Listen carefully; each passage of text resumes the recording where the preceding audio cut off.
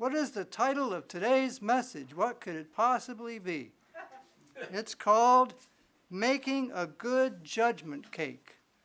Making a good judgment cake. What do you mean, make a good judgment cake? What kind of cake are you talking about?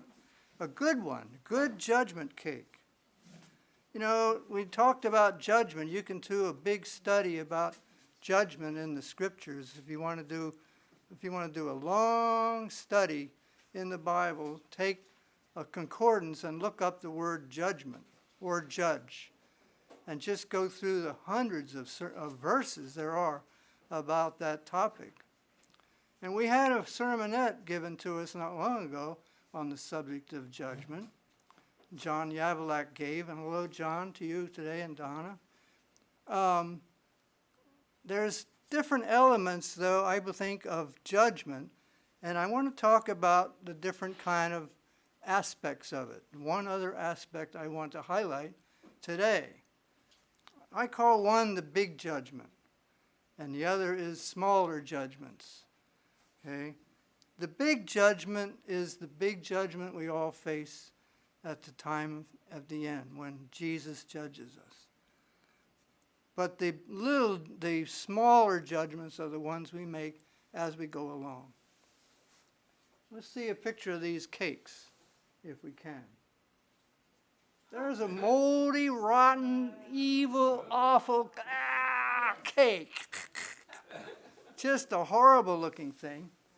And would you want to have that for lunch, or if someone served that at your party, would you think, oh boy, they really think highly of me? Or would you rather have this other cake? How about that one? Ooh, well, it looks good. We don't know if it's chocolate on the inside or vanilla, but it probably is vanilla, but it looks something you could serve at a party or a wedding or someplace, birthday. So you have a moldy cake and you have a good cake.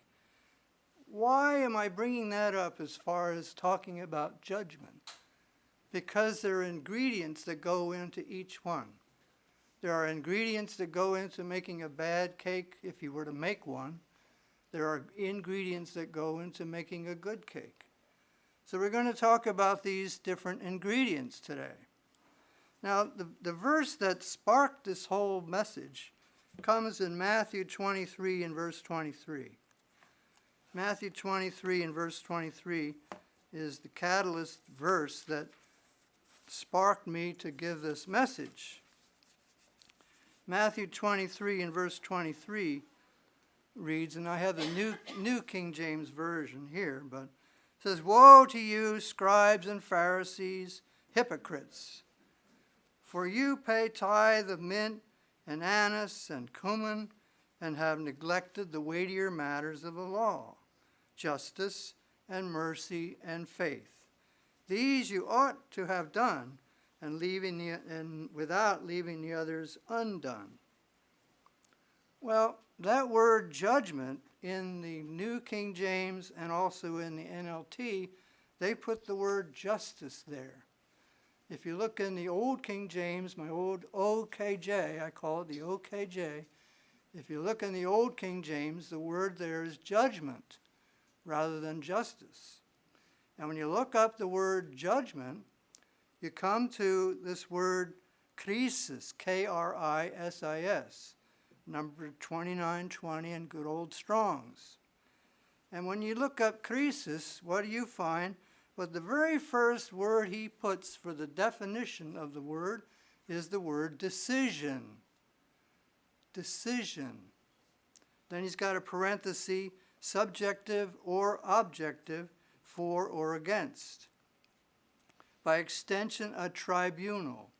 By implication, justice, specifically for divine law. Accusation, condemnation, judgment, and damnation. All those words have to do with this judgment word. But the very first word he uses is decision.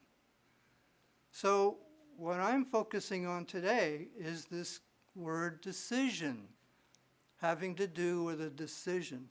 We all make decisions. the interesting thing about this verse, to me anyway, and I hope you'll understand, when he's speaking of judgment, mercy, and faith, it's lumped together with tithing. The Pharisees were tithing. It's something that they were doing. But they were doing it with an incorrect attitude, thinking of haughtiness. I'm so much better than everybody else because I give this and that and the other. But Jesus is saying that they could have done that, they should have done that, but not to leave these others undone. So in my mind, it's something that's not the final judgment. It's not the last judgment. It's an ongoing thing. Tithing is an ongoing thing. It's something you do all the time. Whenever you get paid, you get your check, whatever, you tithe on it. It's ongoing. So in my mind, anyway, these other weightier matters of the law are things that are ongoing, the things we do all the time. All of you, and me as well, we're all making judgments. We're all making decisions right now. You're making decisions right this very moment as you're listening. Well, some of you might be thinking, what am I going to have for dinner tonight?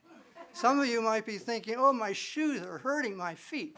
Some of you might be thinking, who knows what? But hopefully you're thinking about what I'm saying. But we make decisions about what we are going to think on, what we're going to decide to do, what we're going to decide to dwell on. I was talking about this message about when I got my hair cut, not this past Tuesday, but the Tuesday before. I sat in the barber chair, and here comes this fella in. There's a row of chairs along that wall over there.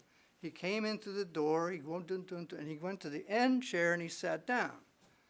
Well, he had a kind of a reddish, scruffy beard.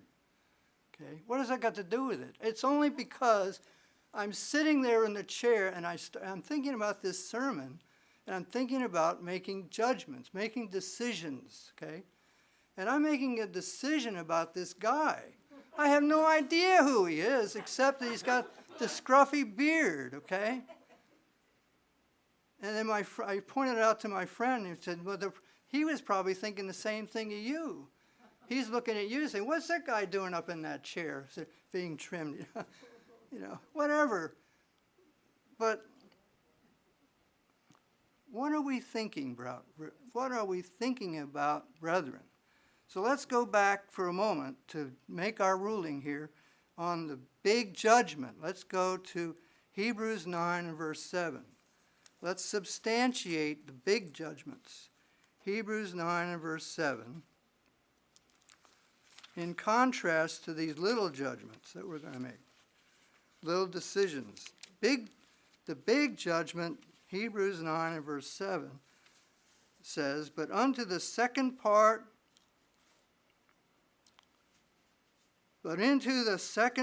the high priest went alone once a year, not without blood, which he offered for himself and the people's sins, and in ignorance.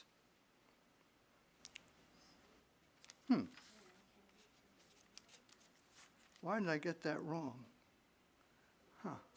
Anyway, in this place. Oh, it's verse 27. I dropped off the 2, off the 27. I just put 7 in my notes. It's 27. And it is appointed for men to die once, but after this the judgment. That's the one I wanted. Verse 27.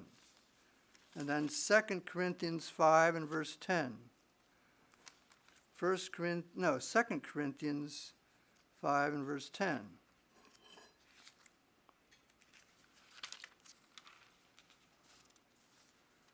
It says in 2 Corinthians 5 and verse 10, for we must all appear before the judgment seat of Christ, that which one may receive the things done in the body according to what he has done, whether good or bad. So those are the big judgments that come at the end. But what we're talking about are these ingredients that go into our judgments that we make all the time. The ways we think. What are the things that we do and think? Okay, I'm saying that enough times. to help us get it. So what would make a bad cake? Let's go into some of the things that would make a bad cake. There's the bad cake. It's not what we want. Ooh, it stinks. Would you get rid of that picture? It's a stinky picture. You know, but let's go through some of the things that affect our thinking to help us make maybe not the best of decisions, brethren. Okay, I'm going to give you 1, 2, 3, 4, 5, 6 different things. The first one is preconceived assumptions. Preconceived assumptions. Do you think those might contribute to bad cake? Preconceived. Who are some people who made preconceived assumptions? Would you go to the book of Job? Book of Job. Book of Job and chapter 4 and verse 3 to 9. Chapter 4, verses 3 to 9. This is Eliphaz, example of Eliphaz. And he said to Job, "Surely you have instructed many. You have strengthened weak hands. Your words have upheld him who was stumbling, and you have strengthened the feeble knees." He's making these observations. He's one of Job's friends, right? He's known Job for years, probably. But now he's seeing Job in this state of distress and pain and sorrow. So he comes up with, "But now it comes upon you, and you are weary. It touches you, and you are troubled. Is not your reverence your confidence, and the integrity of your ways your hope? Remember now, who ever perished being innocent? Or where were the upright ever cut off? Even as I have seen, those who plow iniquity and sow trouble reap the same. By the blast of God they perish, and by the breath of his anger they are consumed." Boy, he's just railing against poor old Job, right? But he's making these assumptions. The believer's commentary makes this note about him. Boy, he's just leveling this against Job. I put this under the category of preconceived assumptions. He's making an awful lot of assumptions about Job. And one of the things, it's a common thing we all do, brethren. I'm guilty of it. Guilty. When you make judgments about somebody, you think that when they have a problem, when they have an illness, you think they probably earned it somehow. They had this coming to them because they must be suffering because they've sinned. It's an assumption you make. So Eliphaz is making that same assumption about Job. Well, now, look at the next one. Look at Job 8. Verse 3 to 6, Job 8, 3 to 6. This is Bildad. Bildad says, "Does God subvert judgment, or does the Almighty pervert justice? If your sons had sinned against him, or have sinned against him, he has cast them away for their transgressions. If you would earnestly seek God," as if he hadn't already, "but if you would earnestly seek God, and make your supplication to the Almighty, if you were pure and upright, surely now he would awake for you and prosper your rightful habitation."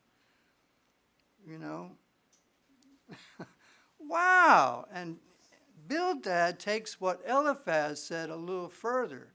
Now he's like accusing him of not even praying to God. You know? And then in Job 11, 13 to 15, Job 11, 13 to 15, we see here with Zophar.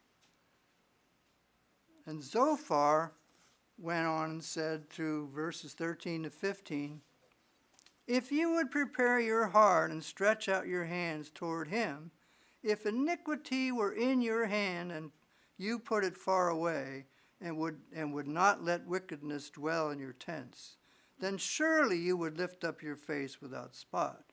Yes, you could be steadfast and not fear." So he's considering that God should see him. He's even maybe looking at it from God's point of view, like as if he can presumptuously think that he can look at it from God's point of view, maybe. He's making an awful lot of assumptions. So let's look at what God says. Job 42, Job chapter 42, and verse 7 to 9. 42, 7 to 9, verse 7. And so it was, after the Lord had spoken these words to Job, that the Lord said to Eliphaz the Temanite, My wrath is aroused against you and your two friends, for you have not spoken of me what is right, and my servant Job has, or as my servant Job has. Now therefore take for yourselves 7 bulls and 7 rams. Go to my servant Job and offer up for yourselves a burnt offering, and my servant Job shall pray for you. For I will accept him, lest I deal with you according to your folly, because you have not spoken of me what is right, as my servant Job has. So Eliphaz and the Temanite, and Bildad the Shuhite, and Zophar the Naamathite went and did as the Lord commanded them, for the Lord had accepted Job. These guys got in trouble for this stuff. Preconceived assumptions. Next one is respecter of persons. Let's look at someone who respected persons. God said to be not a respecter of persons. But here's someone who did respect persons. Our pastor, Chuck Smith, gave us a sermon about this not long ago, talking about Absalom. And I won't go all into the story of Absalom today, because he covered that.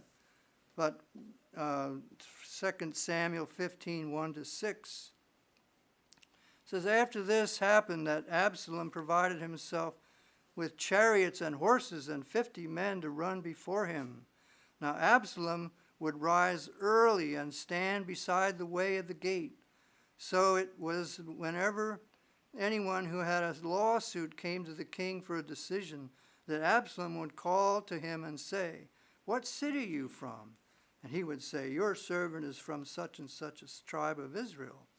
Then Absalom would say to him, Look, your case is good and right, but there is no deputy of the king to hear you.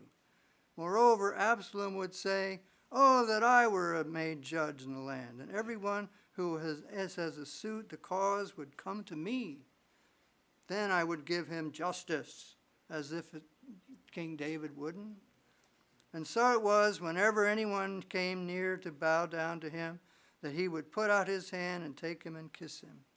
In this manner Absalom acted toward all Israel who came to the king for judgment. So Absalom stole the hearts of the men of Israel.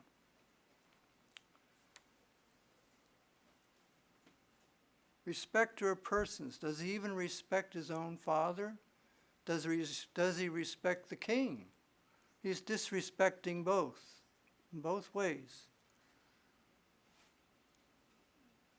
And what's the story here with selfish gain? Did anybody want selfish gain? That's the next category. We had preoccupied assumptions, respect of persons. Now let's look at selfish gain. You don't have to look far, just 2 Samuel 15 and verses 30 to 31. 30 to 31. So David went up by the ascent of the Mount of Olives and wept as he went up. And he had his head covered and went barefoot.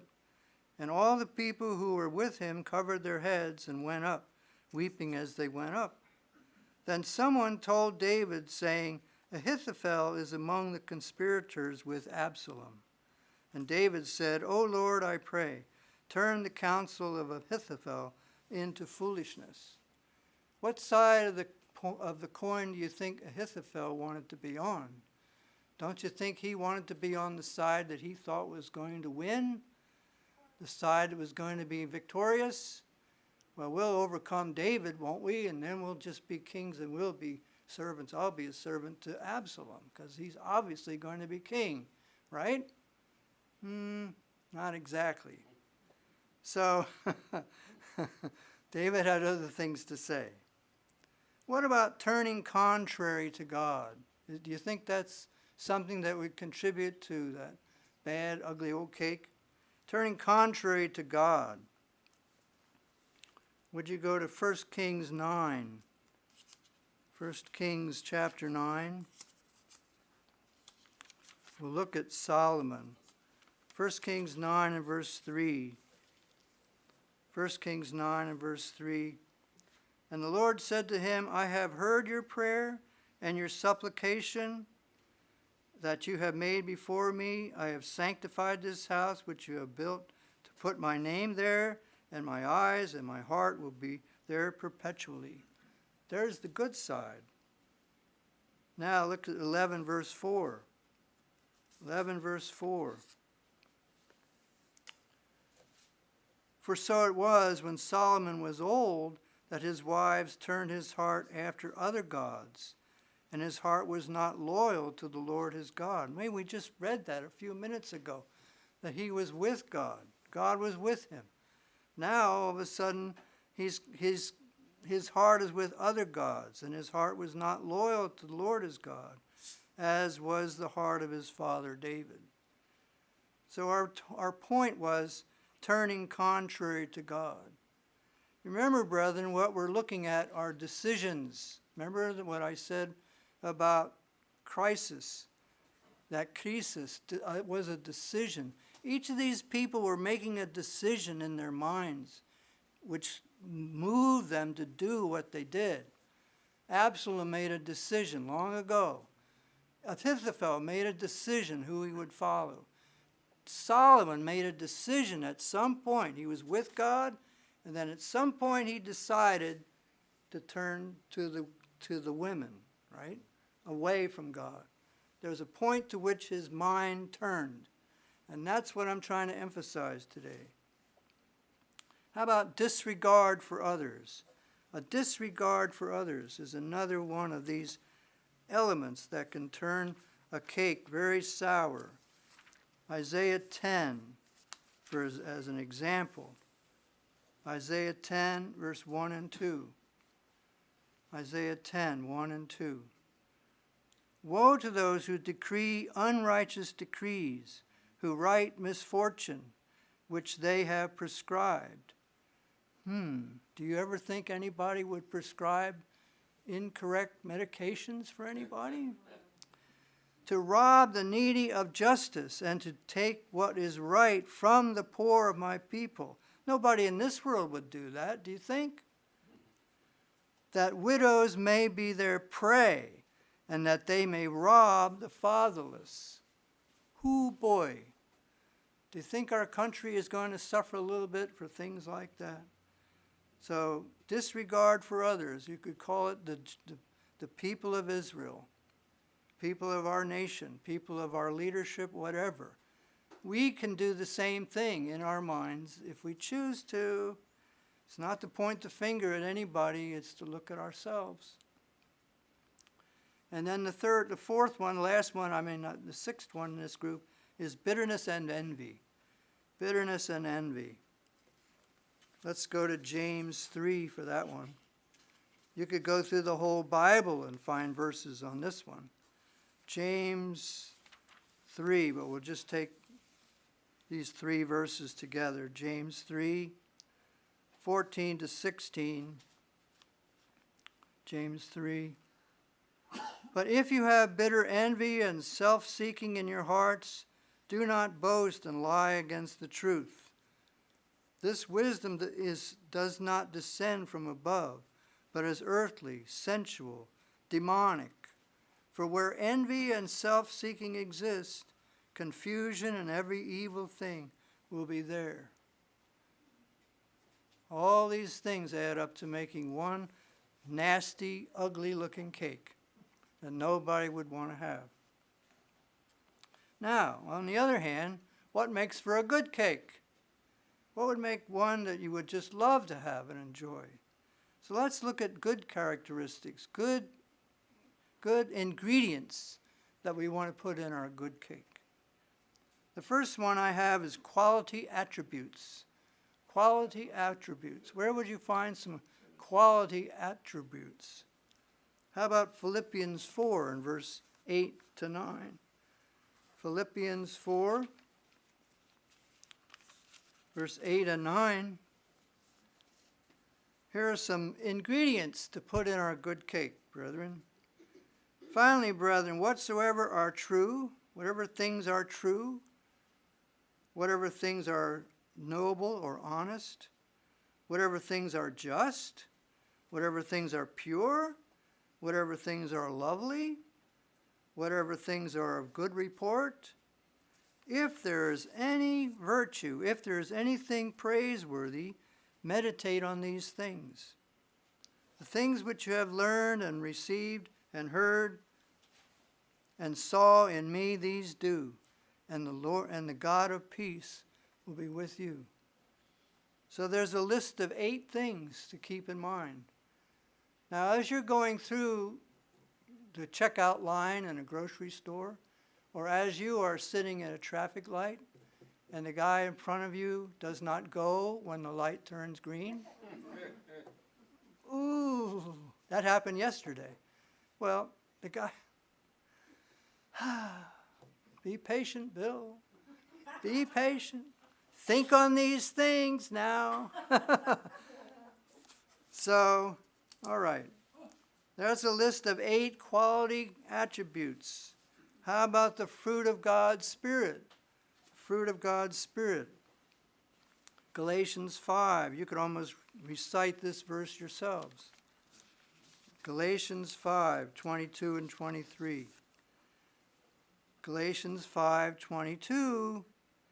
But the fruit of the Spirit is love and joy and peace, long-suffering, kindness, goodness, faithfulness, gentleness, and as William was saying to say, self-control. Let us also walk in, and with the passions, self-control. I have to control my eyes. Against such there is no law. So we already covered 8, now we're adding another 9. So now we have 17 things to choose from. You have 17 items running around, and ingredients running around in your mind. And you're going to choose one of these or 2 of these or a combination of these as you're facing the decisions you have to make about anything, about whatever we do, whatever we come across. Like the guy at the traffic light, what do I choose to think something versus to choose the other thing? I can choose the negative thing, curse the guy, right? But that makes the bad cake. I could choose the good thing.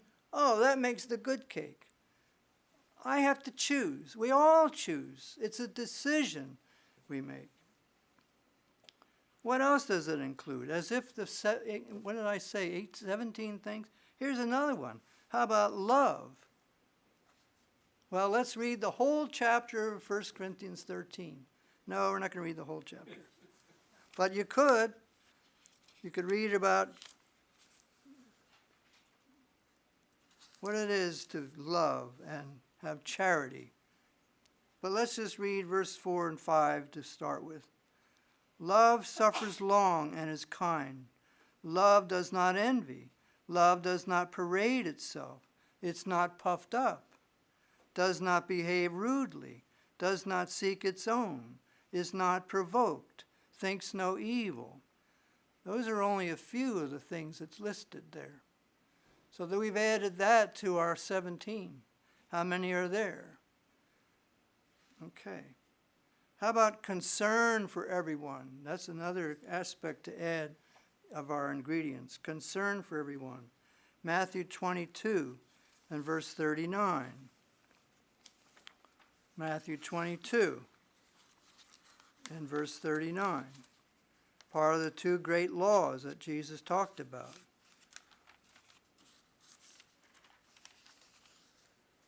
But we'll just take out one here for the sake of this message. And the second is like it. You shall love your neighbor as yourself. good old golden rule that we learned back in Sunday school. Do unto others as you would have others do unto you. I learned that in the old Methodist Sunday school when I was just a little guy. And that's been with me all these years. All these years. Anyway. How about faith? Faith in God for an outcome. Faith in God to an outcome. Let's look at a situation where somebody had to decide. 1 Samuel 17. 1 Samuel 17. 1 Samuel 17, and just verses 38 and 39 in this case. We could read that whole story, the story of David and Goliath. That's an old story. We've had that many times. But we're just focusing on one thing here today, and that's a decision that David had to make. We know that Saul had clothed David with armaments, put a coat of mail around him, put a helmet on his head, big old bronze helmet. And he was all loaded down with all this stuff. And he said, I haven't proven these things. I can't use this stuff. So what does it say? So Saul, verse 38, so Saul clothed David with his armor, and he put a bronze helmet on his head. He also clothed him with a coat of mail. And then verse 39, and David fastened his sword to his armor, and he tried to walk, for he had not tested them. And David said to Saul, I cannot walk with these, for I have not tested them. Here's the verse, the phrase I want you to focus on, brethren.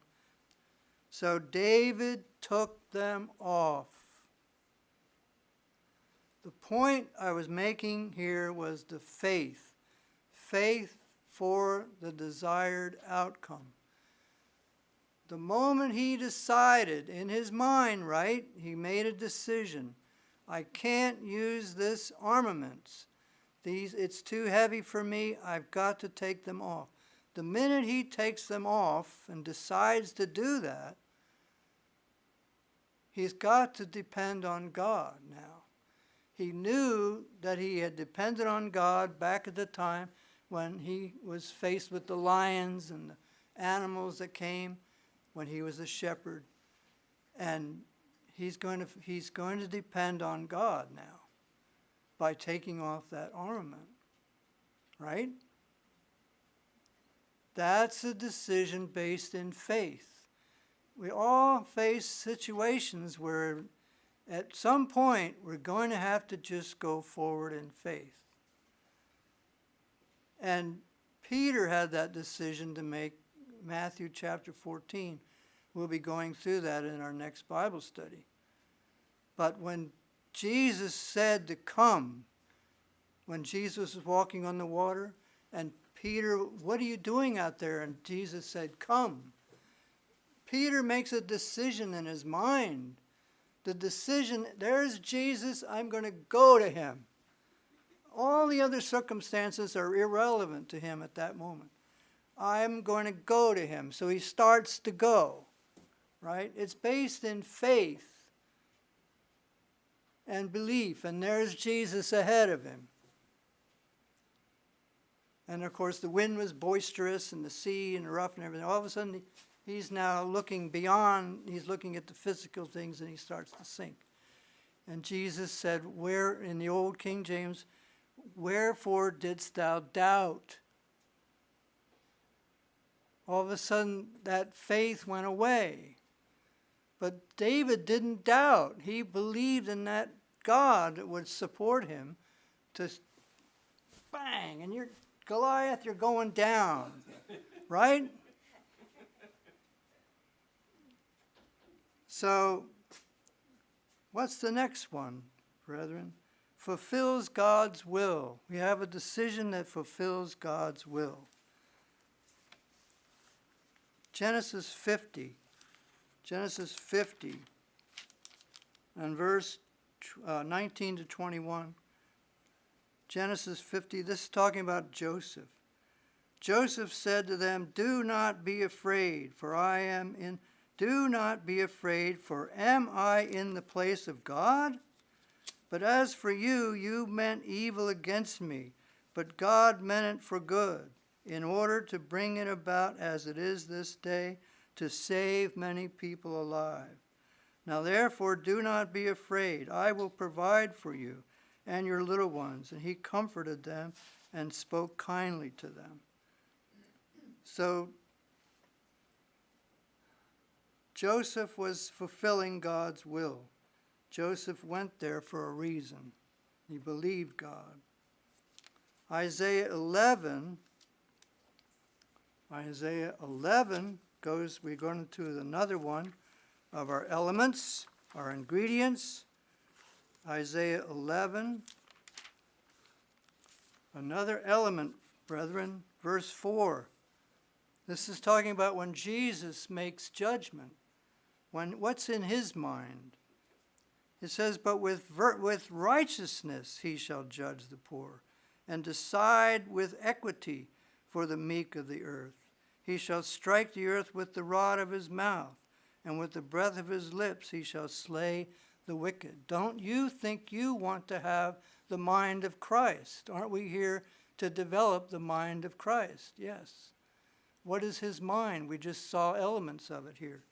He judges with righteousness, so we need righteousness. He decides with equity, so we need equity for the meek. And then he has power, so forth. So those are things about Jesus Christ. Let's look at something else about Jesus Christ, brethren. Would you go to Matthew chapter 15? How are we doing? Matthew 15. Matthew 15. This is an interesting episode in Jesus' life, and the woman that came from Tyre and Sidon. Excuse me. Verse 21 to 28. Verse 21 to 28. Then Jesus went out from there and departed to the region of Tyre and Sidon. And behold, a woman of Canaan came from that region and cried out to him, saying, Have mercy on me, O Lord, Son of David. My daughter is severely demon-possessed. But he answered her not a word. And his disciples came and urged him, saying, Send her away, for she cries out after us. But he answered and said, I was not sent to the lost sheep. No, sorry, Bill. I was not sent except to the lost sheep of the house of Israel. Then she came and worshipped him, saying, Lord, help me. But he answered and said, It is not good to take the children's bread and throw it to the little dogs. And she said, True, Lord, yet even the little dogs eat the crumbs which fall from their master's table. Then Jesus answered and said to her, O woman, great is your faith, let it be as you desire. And her daughter was healed from that very hour. Are we able, with God's help, with his Holy Spirit, brethren, in us, to crawl a little bit into the mind of God here, mind of Jesus Christ, and to envision what's happened here? How that he had his mind made up on certain thing, that how he was going to treat this lady. It's not customary to deal with her.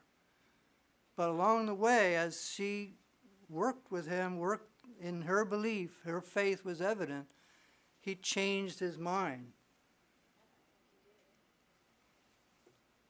And he now decided to give her the healing, or the daughter to be cleared of the demon. Her daughter was healed. So, however it worked out, his mind, we can see into his mind a little bit. And that's the great thing I want to make out to this point. is that we can go into his mind, try to, as best we can. We've already seen these other elements, the quality attributes, the fruit of the Spirit, the love, the concern, faith, fulfills God's will, the righteousness. Each of these things were all added to make the good judgment cake. And they're the things that add to our lives so that we incorporate them into our life. So we talked about the big judgment and the little judgment. But the big judgment that we're all going to face, a lot of that judgment that comes upon us will have a lot to do with how we have done these little judgments along the way. And so let's do our part to do the best we can to make as good a judgments as we can with his help.